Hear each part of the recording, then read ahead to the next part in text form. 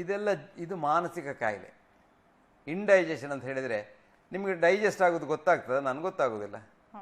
ಯಾವ ಮನುಷ್ಯನಿಗೂ ನಮ್ಮ ಆಹಾರ ಕರಗ್ತದೆ ಅಂತ ಗೊತ್ತಾಗೋದಿಲ್ಲ. ಹಸಿವಾದವಾಗ ಆಹಾರ ಕರಗಿತು ಅಂತ ಲೆಕ್ಕ. ಅದರ ಅರ್ಥನ ಏನು ಅಂದರೆ ಹಸಿವಾಗ್ತದೆ ಇಲ್ವಾ ಅಂತ ಪ್ರಶ್ನೆ. ಇನ್ನು ಪಾಯ್ಖಾನೆ ಸರಿ ಹೋಗೋದಿಲ್ಲ. ಪಾಯ್ಖಾನೆ ಸರಿ ಹೋಗೋದು ಕೆಲವರಿಗೆ ಏನು ಅಭಿಪ್ರಾಯ ಉಂಟು ಅಂದರೆ ನನಗೆ ದಿವಸಾಗಲೂ ಬೆಳಿಗ್ಗೆ ಎದ್ದು ಕೂಡ ಪಾಯ್ಖಾನೆ ಹೋಗಬೇಕು, ಅದು ಒಂದೇ ಸಲ ಹೋಗಬೇಕು, ಎರಡನೇ ಸಲ ಬರಬಾರ್ದು, ಇಂಥದ್ದೆಲ್ಲ ಅಭಿಪ್ರಾಯಗಳುಂಟು. ಅದೆಲ್ಲ ತಪ್ಪು.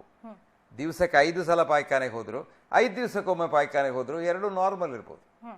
ಅದು ಬೇರೆ ಬೇರೆ ಜನರಿಗೆ ಬೇರೆ ಬೇರೆ. ನಾವು ಆ್ಯಾವರೇಜನ್ನು ನಾರ್ಮಲ್ ಮಾಡಿ ಎಲ್ಲರೂ ಬೆಳಿಗ್ಗೆ ಎದ್ದುಕೊಳ್ಳಿ ಪಾಯ್ಖಾನೆ ಮಾಡಬೇಕು ಅದಿಲ್ಲ. ಅದು ಮತ್ತು ನಾವು ತಿಂದ ಆಹಾರದಲ್ಲಿ ಉಂಟು. ನಾವು ತಿಂದ ಆಹಾರದಲ್ಲಿ ಆ ಕಲ್ಮಶ ಹೊರಗೆ ಹೋಗೋದು ಹೆಚ್ಚಿದ್ರೆ ಅದಕ್ಕೆ ಹೇಳೋದು ಫೈಬರ್ ಅಂತ, ಅದು ಸರಿಯಾಗಿ ಮಲ ಹೋಗ್ತದೆ.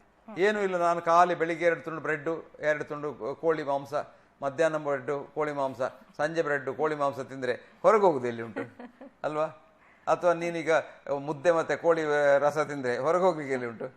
ಆದರೆ ಒಳ್ಳೆ ಕಾಯಿ ಪಲ್ಯ, ಒಂದಿಷ್ಟು ಇದು ಎಂಥದ್ದು ನಮ್ಮ ಸ್ಪಿನಚ್, ಬಸಳೆ, ಬೆಂಡೆಕಾಯಿ ಅವ್ರಿಗೆ ಹೇಳು, ಒಳ್ಳೆ ಬೆಂಡೆಕಾಯಿ, ಎಳತ್ತು ಬೆಂಡೆಕಾಯಿ, ಎಳೇ ಬೆಂಡೆಕಾಯಿ, ಅದನ್ನು ಎಳತ್ತನ್ನು ಕೊಯ್ದು ಅದರದ್ದು ತಲೆ ಮಾತ್ರ ಕತ್ತರಿಸಿ ಚೆನ್ನಾಗಿ ಸಾಬೂನಲ್ಲಿ ತೊಳೆದು ಹಾಗೆಯೇ ತಿನ್ಬೇಕು.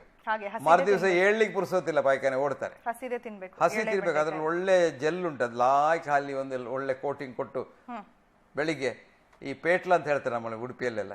ಈ ಕೃಷ್ಣ ಅಷ್ಟಮಿ ಸಮಯದಲ್ಲಿ ಒಂದು ಹುಡುಗರು ಒಂದು ದೊಡ್ಡ ಈ ಬ್ಯಾಂಬುದ್ದು ಇದಿಟ್ಟುಕೊಂಡು ಒಂದು ಕಟ್ಟಿ ಕಾಯಿ ಹಾಕ್ತಾರೆ, ಅದಕ್ಕೆ ಇನ್ನೊಂದು ಕಾಯಿ ಹಾಕಿ ಹೀಗೆ ಮಾಡಿದ್ರೆ ಪುಡುಕ್ ಅಂತ ಹಾರುತ್ತೆ. ಹಾಗೆ ಒಂದು ಕಾಯಲ್ಲಿ ಹೋದ್ಕೊಳ್ಳಿ ಇನ್ನೊಂದು ಕಾಯಿ ಹಾರ್ತದೆ.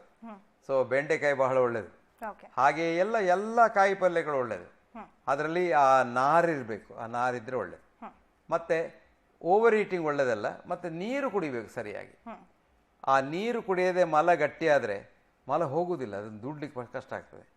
ಒಳ್ಳೆ ನೀರು ಕುಡಿದ್ರೆ ದಿವಸಕ್ಕೆ ಒಂದು ಸಾಧಾರಣ ಒಂದು 8-10 ಗ್ಲಾಸ್ ನೀರು ಕುಡಿದ್ರೆ ಒಂದು ಸಾಮಾನ್ಯ ಮನುಷ್ಯನಿಗೆ ಬೇಕಾದಷ್ಟು ಮಲ ಹೋಗ್ತದೆ, ಚೆನ್ನಾಗಿ ಹೊರಗ್ತದೆ.